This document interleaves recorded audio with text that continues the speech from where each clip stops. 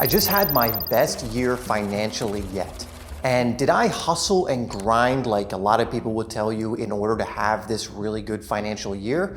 No, not even close. In fact, there have been many years in the past where I did hustle and grind and did that so much more than I did in 2023, yet made not even half of what came through for me in 2023. So how was this possible? Well, I started to apply almost religiously what is called the mirror principle. And this not only allowed me to earn way more financially, but it also allowed me to do it in an aligned way that was joyful and also doing it with something that I loved. Not only that, it allowed me to thrive in many other areas in my life, including my relationship, my health, in just my energy, and so much more, because the mirror principle is not just something that can help you in one area or another. It can end up helping anything that you really use it and apply it towards. So in this video, I'm going to dive into the mirror principle, why it works, and most importantly, how you can start using it to get similar and even greater results in your own life. Whether that for you is having your first six-figure year or perhaps even going beyond that, whether it might be health related and you want to just be in the healthiest,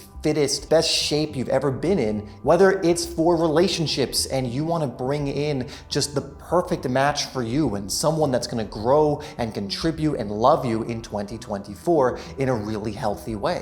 Whatever it may be, understanding and applying the mirror principle in the ways I'm going to cover in this video are going to help you to do this. So let's jump into it.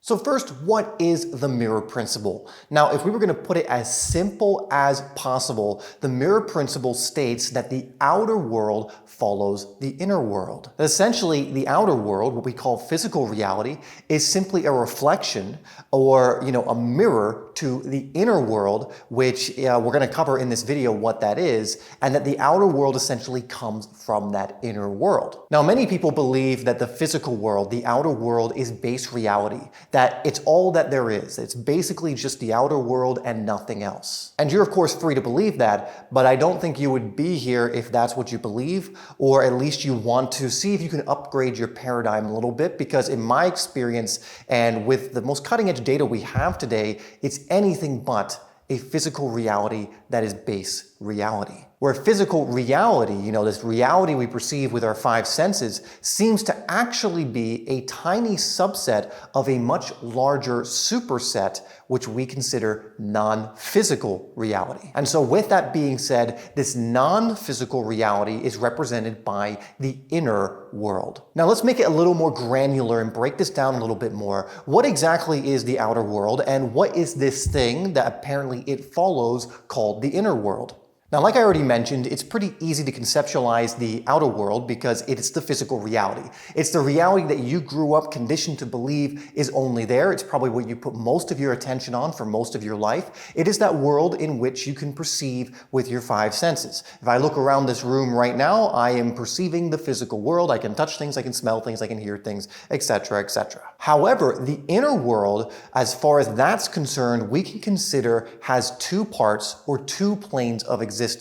The first part of it, the first plane in the inner world, is the mental plane of existence. And you can just think of this as the plane that's responsible or where you are at the level of thought, or the images that you create in your head or come into your head or come into your mind, or the visualizations. So just remember that this is the mental plane of existence. And the second one is the spiritual plane of existence, or the spiritual world. And you can think of this almost like your emotional world, which if we break down emotion, it's simply energy in motion. And so the spiritual is the energy. It is your connection to source, or all that is, or God, or whatever label you want to give it. But to keep it simple, remember the spiritual plane of existence as representing the emotional side of yourself. Now, it's actually all three parts of this, all three planes of existence that make up you. So the physical, the mental, and the spiritual. Now, the issue with most people and why they fail to get results and fail to use things like the mirror principle to their advantage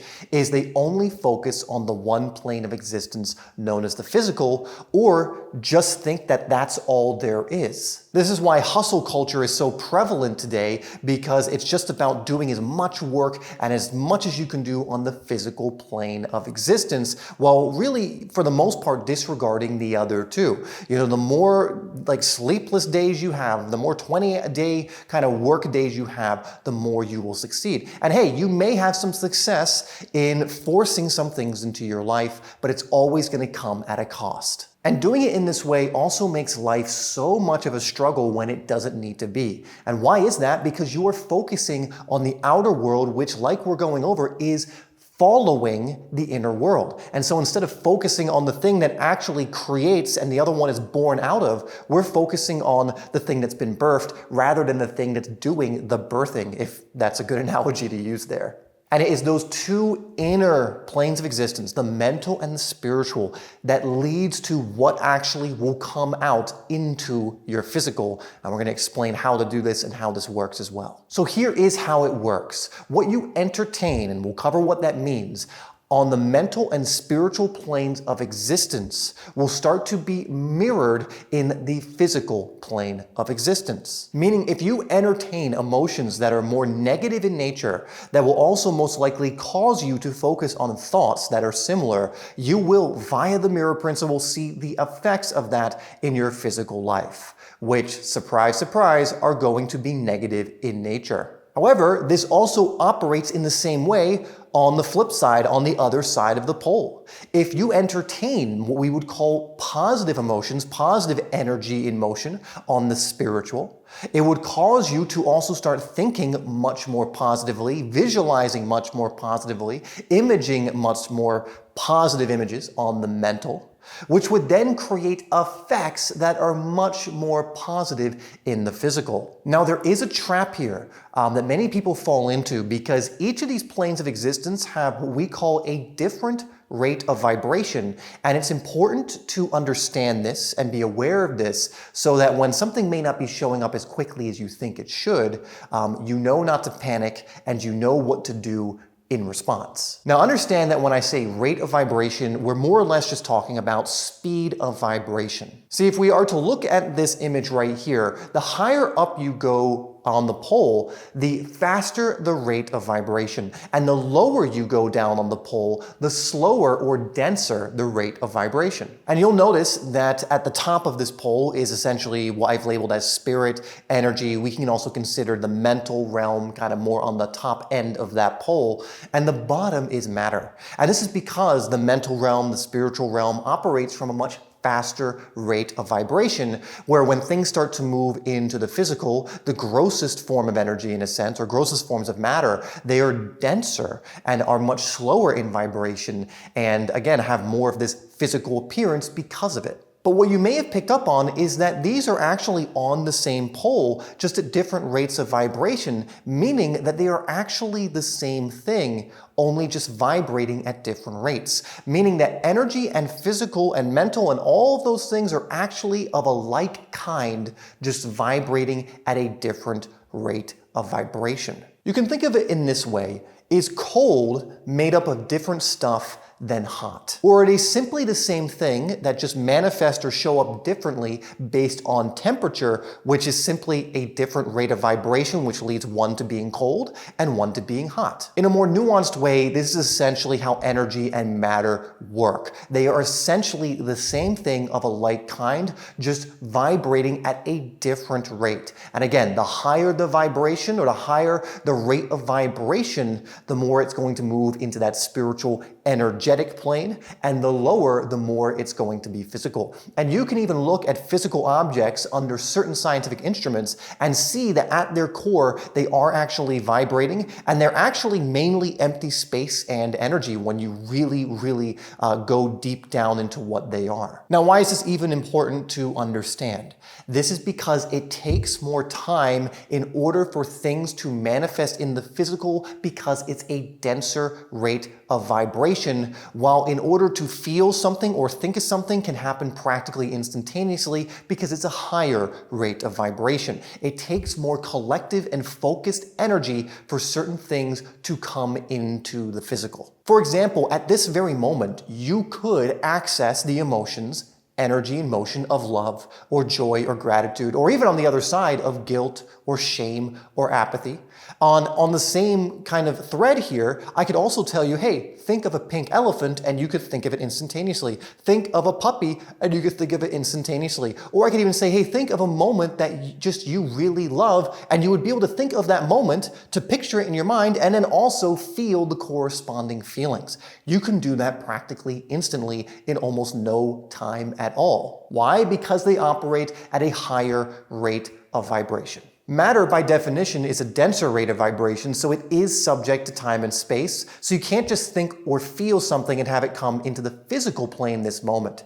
However, when you do feel and think that thing, you have activated the process powerfully, and if you keep activating that channel, by the mirror principle, it will have to start showing up in its denser form of vibration, which we call matter. Or we could also call this simply your physical life, that it will have to show up in your life. And so the outer world follows the inner world. And what you are entertaining most of the time from this place will have to start showing up in your physical life. And this will happen through opportunities, events, people, and so much more that we're going to get into. So now you know that your physical life is on one side of the mirror, and on the other side of the mirror is that inner world that we've been speaking about. In fact, it is almost like the physical world is the dream world, with the inner world being more of what's real. In fact, if you're actually to look at the data, the inner world actually makes up about 99.999999%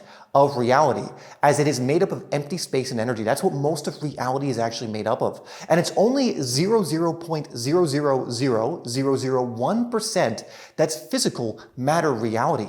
And so when we really look at it in that way, which do you think is more useful to focus on and give our attention to? Which do you think will provide you with more usefulness and results in your life the more you give it attention and the more you train that area? Which is more real and which influences one more than the other? Well, my argument would be the one that's 99.9+% of what actually makes up reality. Just on a little caveat, it's not a coincidence that when we have what's called an awakening in this life, it almost never has anything to do with the physical. It's almost always some kind of inner realization that we have on the spiritual or mental plane. It's almost always some kind of thing that's related to realizing, wait a second, I'm not just physical. Why do we call it an awakening? Because you are awakening to more of yourself and more of what you are, and really what makes up most of you. Again, at that point, we are awakening to more of what reality actually is, and not what we've been spoon-fed or conditioned to believe reality is by those who either didn't know any better or even have a vested interest in keeping us asleep. So the physical reality is the reflection, it's one side of the mirror, but let's cover the other side, again, that 99.9+% side that makes up so much. Let's cover that side of the mirror and how we can do certain things on that side to influence our physical. And to keep it very simple, that other side of the mirror might as well be everything else that's not on the physical. Essentially, every possibility, every life path that you could go on, every desire, every free will choice is on the other side of the mirror, which we can access via our inner world. And whatever we begin to light up on that side of the mirror, and we continue to light up, will start to be reproduced, reflected into our physical life. It really is like being handed a catalog that contains absolutely everything in it, or a buffet that has every choice possible, with you having the ability to choose. But the trick is you have to keep choosing it. How do you choose it? You keep your attention on it. You keep your focus on it. The saying, where focus goes, energy flows, is a very accurate saying. And if you start to light up something on this side of the mirror through your attention, and you keep your attention there, you keep the flow of energy lighting up that thing on the other side out of all possibilities, but then begin to take your attention off it and get distracted and don't go back to it, do you really think it's then going to be reflected in your outer world or reproduced in your physical life? The answer is no. And the thing is, you are always lighting something up via your inner world. You're always lighting up something on the other side of the mirror. It just so happens that for most people, it is what they don't want that they are focusing on, and usually they are doing this unconsciously. So the question is, most of the time, what are you lighting up on the other side of that mirror, on that 99.9+% that is most of reality? What are you entertaining on the mental and spiritual planes of existence most of the time? And what you do there will absolutely determine the opportunities, experiences, people, and so on that come into your life. And remember, it takes a bit of time for things to show up in the physical. So if you're doing this and the outcomes aren't changing yet, keep doing your best to cultivate the inner and take the inspired action. Most likely, there might be some residue from your previous cultivation of the inner world playing out. Here's one way you can think about it that's an amazing analogy that explains how this works. So imagine you are looking at an actual reflection of yourself in the mirror. And most of the time, when you've been looking in this mirror, you've been scowling. You have a not too pleasant look on your face, and that's being reflected back to you. You then decide you want to change, and so you begin to smile, and you begin to look happy as you look in the mirror. Yet the expression in the mirror doesn't change. It remains a scowl. It remains unmoving. However, if you maintain your smile and keep that going the best you can, you may notice that the image in the mirror starts to change, and that the corners of their lips begin to curl upwards until eventually a big, beaming, smiling image is looking back at you. But what most people do is they learn some of this. They start to apply some of the principles, but they start to smile in this mirror. They see the scowl that is looking back at them, which is simply the result of how they cultivated their inner world up until that point. And then they get disheartened and then just start to match the reflection they're seeing back. They don't stick with it long enough and then just go right back into the scowl. Yet if you were to maintain that smile, if you were to continue to cultivate the inner world and activate that 99.9+% that is most of reality, it will begin to change by law. Now, one thing that's important to understand that this is not about meditating all day or singing kumbaya and never taking physical action. You have to remember that you are a three-part being, and there is that physical component. You do live a physical life, and it is important that you do certain things in that plane of existence as well. However, there is a massive difference, a huge difference between hustling and grinding and taking what we call aligned or inspired action. Now, not inspired action in the way many people like to use this, mainly as an excuse to basically do nothing, like, oh, I'm not gonna do anything because I'm not inspired today. I haven't been inspired to move today, and then a whole year goes by and they've never been inspired. We are talking about aligned action that you can't help but be pulled towards because you are cultivating the inner. You will absolutely be compelled to make certain choices, take certain actions when you do this. You see, the hustling and grinding a lot of times comes from fear of the unknown or fear of letting go of control of things that we can't even control anyway. And so the strategy becomes, just throw as many things against the wall to make them stick. And yeah, a few things probably will stick, but again, at the sacrifice usually of your health or relationships or many other things like burnout later down the road. But what if you could literally access what's called the universal GPS, where it told you when to take a left or a right or whatever else which would be the best next move for you right now? This is more or less what aligned action looks like. Because when you cultivate the inner world, you will be intuitively led to certain actions. Now, here's an important thing. These directions will not come with explanations. They will not tell you exactly why you're getting that direction. They will not tell you the how, and they will not give you 5 moves ahead. They will just give you the best next move. But if you know that that's moving you closer to your goals, to what your heart desires, towards creating the reality that you want, do you really care if you have the how? Or can you surrender that to something that knows hows much better than your mind could ever conceptualize? Think of it like this. It's like being in a dark warehouse with tons of obstacles that you can't see. And there's only a small opening somewhere in that warehouse that allows you to get out and move on to what's next for you. And when you have the GPS tuned in, it's almost like you have an unfolding pathway that's lit up that keeps adding to itself with each step you take along. So when you take one step, more of the pathway's lit up, like take a left here,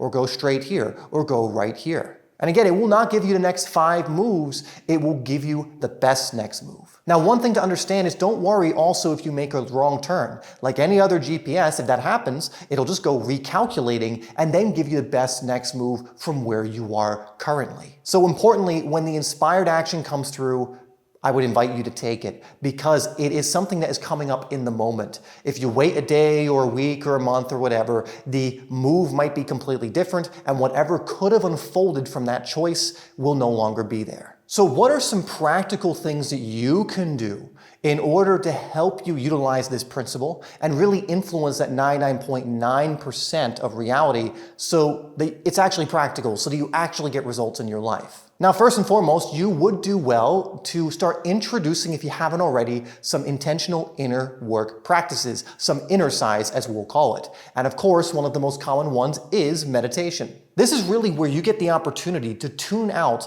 the physical world, that 0.000001% of what reality is, and tune into that 99.9+%. Now, there are amazing, so many amazing meditation techniques out there, visualizations, all of these different things that will activate this inner plane of existence. You just have to make sure you do your best with this, that you're not just doing it half-heartedly, but you're fully committed to it, and finding a technique that you want to move forward with. What I would recommend you do to start out is spend at least 15 minutes a day listening to silence or doing some other kind of meditation that works well for you. If you really want to supercharge this right away, do 15 minutes in the morning and 15 minutes at night. Cultivating a daily meditation practice, again, is so crucial because you are literally, if you're really committed to doing it, activating that 99.9% or +% that is the inner world as you're doing it and taking, again, your attention off the physical. Next tool is it's not enough to meditate and then go back into your day and just get all caught up in the physical again